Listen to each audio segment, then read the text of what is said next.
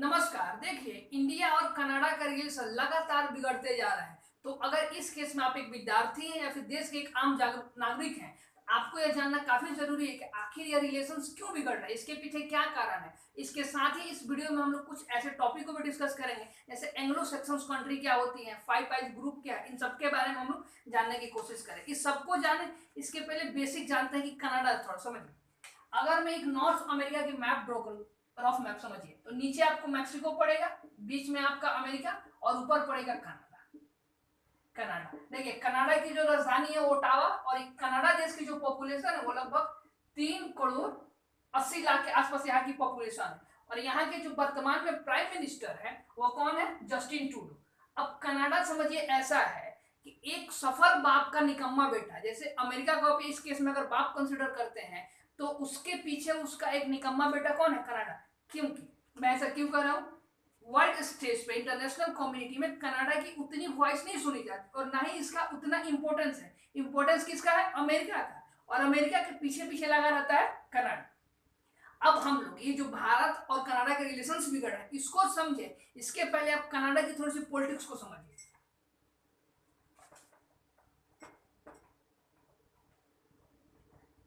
भारत की तरह वहां ही पार्लियामेंट्री सिस्टम है गवर्नमेंट की, तो वहां के जो पीएम है वो है जस्टिन ट्रूडो।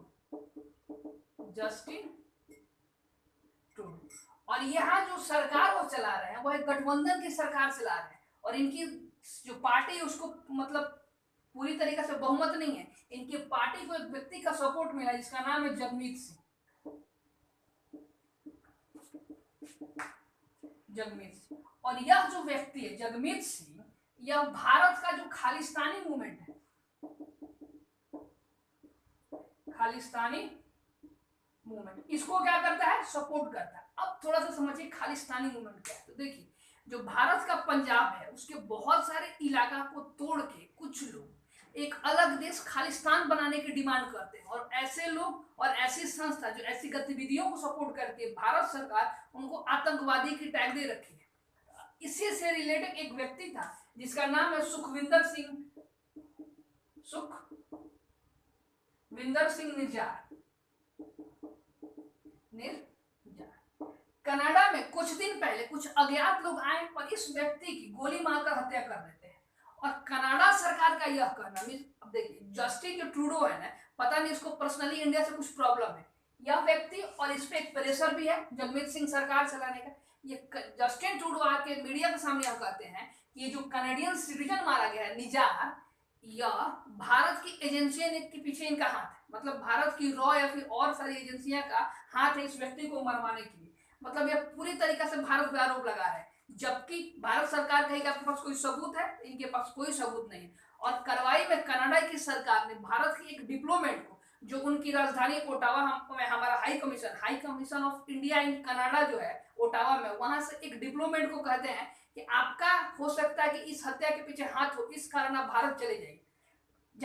जवाबी कार्रवाई करते हुए भारत की सरकार ने जो कनाडा का हाई कमीशन है कहा दिल्ली में, वहां से उनके एक ऑफिसर को रिटर्न कर दिया कि आप भी जाओ, आपका यहाँ कोई काम नहीं।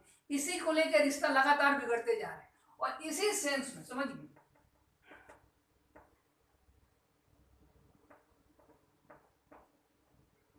भारत की सरकार ने कनाडा से भारत आने वाले जितने भी लोग हैं, मतलब कि वीजा जो होता है, कनाडा के लोग जो भारत में आना चाहते हैं उनके लिए वीजा डिराई कर दिया। अब वीजा क्या होता है आप समझिए, जैसे अगर मान लीजिए कि मेरे घर शादी है और मैं किसी को कार्ड नहीं देता हूँ और वो मेरे घर आता है, तो उसको मानिए बिना वीजा का है। लेकिन अगर वो मेरे घर शादी में आया और मैंने उसको कार्ड दे रखा था, तो मेरे घर शादी में आने के लिए मैंने जो कार्ड उसको दिया था ना, इंटरनेशनल लेवल पे आप समझिए कि मेरी शादी मतलब एक देश और जो व्यक्ति है वो दूसरा देश, तो जो कार्ड है वही वीजा के रूप में काम करता है। मतलब जब कोई देश किसी दूसरे व्यक्ति को अपने यहाँ बुलाता है तो वीजा उसी को बोलते हैं कि यह स्वागत कार्ड एक तरह समझिए, यह वीजा दे रहा है।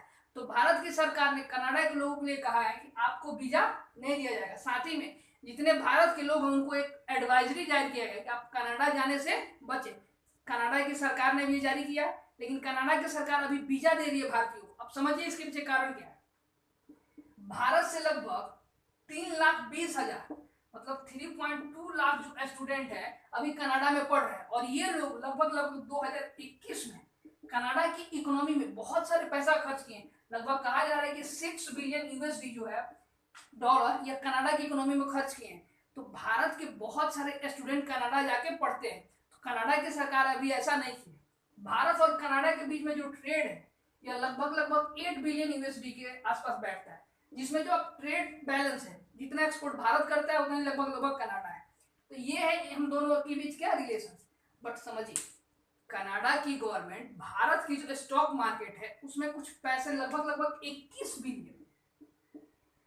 बिलियन यूएसडी इन्वेस्ट करके रखी। और यह पैसा कैसा है, यह कनाडा के लोगों को जो पेंशन मिलता है, तो पेंशन में पैसे बढ़ते हैं, तो कनाडा की सरकार भारत में ला दे। अब डर ऐसा हो रहा है कि अगर कनाडा की सरकार यह पैसा भारत की इकोनॉमी से वापस ले जा रही है अपने देश में, तो भारत के शेयर मार्केट गिर सकते हैं। और 2 दिन से शेयर मार्केट में लगातार गिरावटें आ रही है।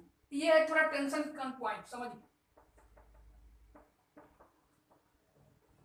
एक सब ये है कनाडा और इंडिया के रिलेशन बिगड़ने के पीछे मेन कारण, कि कनाडा की सरकार के पास कोई सबूत नहीं है, बावजूद उसके वो भारत की सरकार पर लगातार ये जो आरोप है लगा रही है। और कनाडा के थोड़ा सा पक्ष लेते हुए समझिए, एंग्लो सैक्सन ग्रुप है,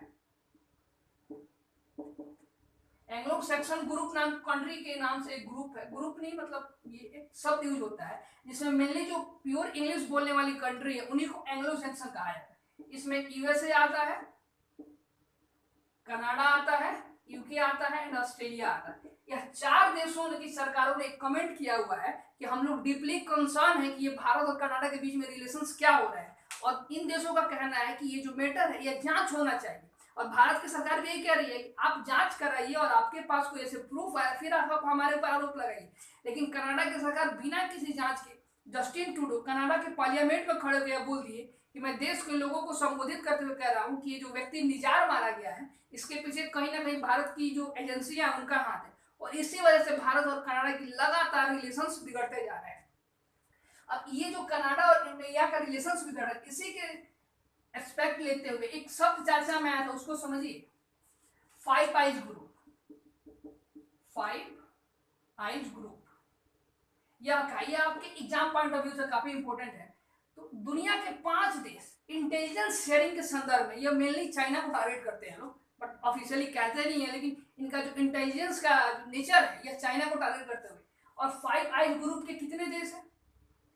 यूएसए का निकम्मा बेटा कनाडा, फिर आपका ये ऑस्ट्रेलिया, देन न्यूजीलैंड, और आपका एक देश है यूके। एक देश है यूके।